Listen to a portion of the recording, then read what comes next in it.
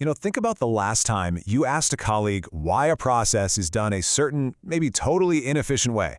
I'd bet money you heard this exact phrase. Well, we've always done it this way. Sounds totally harmless, right? But actually, that phrase is a massive red flag. It is literally the perfect hiding spot for systemic failures, bad habits, and all those quiet inefficiencies that just drain a company's resources. Because when everyone just kind of rolls with how it's always been, these little gaps start to slip in, entirely unnoticed, right up until someone shines a bright light on them. And that's exactly what we're doing in today's Explainer. Welcome. Today, we are taking what might initially seem like a super dry, textbook compliance topic and turning it into a dynamic, human-centric investigation. We're going to step right into the shoes of an investigative auditor, uncovering the reality of ISO 9001. We'll learn how to peel back the layers of everyday business processes, totally bypass the easy answers, and find out what is actually happening out there on the ground. Okay, let's dive right into our roadmap. First, demystifying ISO 9001, then the internal audit mandate, the art of interviewing, spotting nonconformities, and finally, fixing the root causes. All right, part 1, demystifying ISO 9001. So before we start investigating, we have to establish what exactly we're looking at. At its core, ISO 9001 is all about building a quality management system, or a QMS. Think of it as the bedrock foundation for consistency. It's the proof that a company isn't just getting lucky when they deliver a great product or service, but that they're doing it systematically, on purpose. And this relies really heavily on what's called a process approach, so seeing everything as interconnected steps, and risk-based thinking, which basically means you're constantly looking ahead, anticipating what could potentially go wrong, and using that foresight to drive continuous improvement. Moving on to Part 2, the internal audit mandate. We really need to understand why these audits aren't just some nice-to-have suggestion. They are an absolute mandate. Clause 9.2 of the ISO 9001 standard literally forces an organization to systematically evaluate if its QMS is actually working. It's a mandatory reality check. And here's the kicker.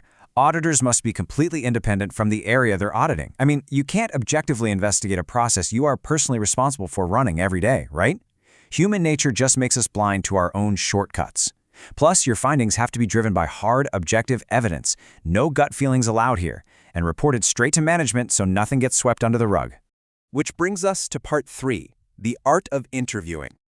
Honestly, interviewing is probably the most fascinating skill an internal auditor has. Because documents only tell you how things are supposed to work. The people actually doing the job tell you how it actually works in practice. There's this great quote from legendary television journalist Barbara Walters. She was an absolute master at getting subjects to open up. Her secret? Insane levels of preparation. She said she did so much homework she knew more about the person than they knew about themselves. And that applies perfectly to auditing. A quick 15 minutes of jotting down questions? No way, that's not enough. To get to the truth, you have to study prior work papers, org charts, previous reports, and risk matrices before you even say hello. Your prep is your absolute strongest tool. Okay, so you've done your prep. Now you need a strategy to get people talking naturally. Enter the Kuhn technique. It's brilliant. You start way up at the top of the funnel with broad, open questions, like, tell me about your daily routine. This gets them comfortable just chatting freely. Then you funnel down into probing questions, like, okay, so who handles this specific file, or how exactly is that approved? Finally, you narrow it all the way down to a closed yes or no question to lock in a specific fact. Do you always sign this document before sending it? It's a natural, psychological progression that yields incredibly accurate information, completely avoiding making them feel like they're being interrogated. Now there is a massive trap investigators fall into here, the biased question. Check this out. If you ask, how do you segregate duties in this process? You're totally telegraphing what you want to hear. Human nature kicks in, they want to give you the correct answer, so they'll just magically invent a scenario where duties are perfectly segregated, even if that's not reality on the floor. Contrast that with an unbiased approach. Can you tell me how you process this kind of transaction? See the difference? That forces them to just walk you through their real, everyday reality step by step, and you get to determine if duties are properly segregated based on their honest, unguided answer.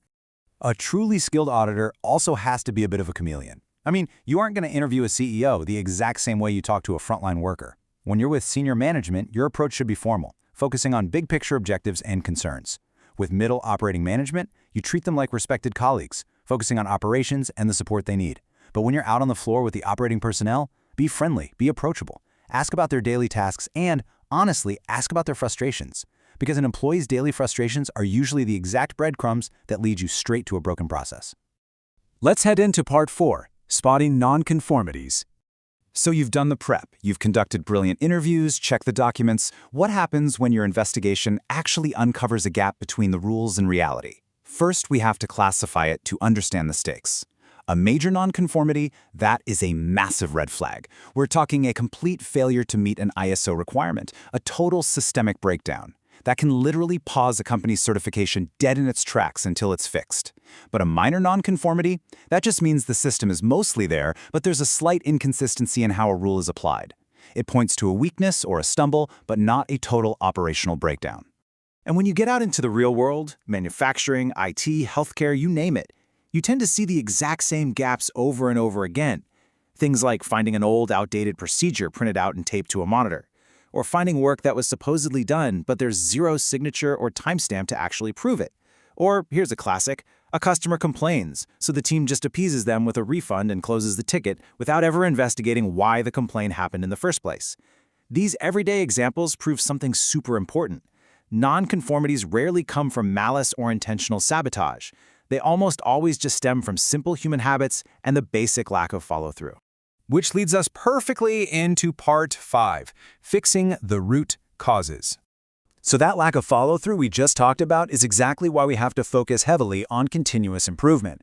The ultimate goal of our investigation isn't just to point fingers, it's to turn these negative findings into permanent solutions. When you find a gap, the absolute worst thing an organization can do is just apply a superficial band-aid fix. To truly resolve an issue, teams have to dig deeper using analytical tools. Two of the best are the 5 whys, which literally involves asking why 5 times in a row until the underlying behavioral issue pops out, or fishbone diagrams, which visually break a complex problem down into categories like people, equipment, and processes. The whole point is to bypass the quick fix and strike right at the true root cause. Once that root cause is exposed, organizations must follow a structured corrective action flow. First, clearly identify the finding. Second, do that deep root cause analysis. Third, create a targeted action plan. Fourth, actually implement the corrective action. But here is the crucial point. Step 5, verify and close. This is the step where so many well-meaning companies fail. You have to go back weeks or even months later to verify that the fix actually stuck in practice and became the new habit. Without that verification, the problem is practically guaranteed to return by the time of your next audit. Let's look at how this plays out in the real world with a couple of quick mini case studies. Remember that outdated procedure on the shop floor? A bad fix is just handing the employee the new document. The real fix, driven by uncovering a root cause of weak document control, is officially issuing the new document, physically hunting down and destroying all copies of the old one, and formally retraining the staff. Or take that quickly closed customer complaint. The root cause wasn't that the staff didn't care. They just assumed a quick refund was all management wanted.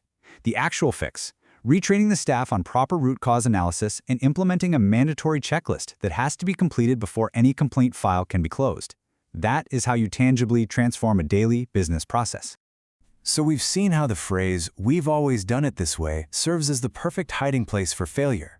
But you now know the investigative tools, the intense preparation, the unbiased interviewing, the deep root cause analysis to drag those failures out into the light and fix them for good. I want to leave you with one final provocative thought. If an independent investigative auditor walked into your workspace right this second and used these exact techniques on your team, would your daily processes survive the test? It's definitely a question worth asking yourself, because the honest answers you uncover might just be the key to your organization's next great leap in quality. Thanks so much for joining me on this explainer.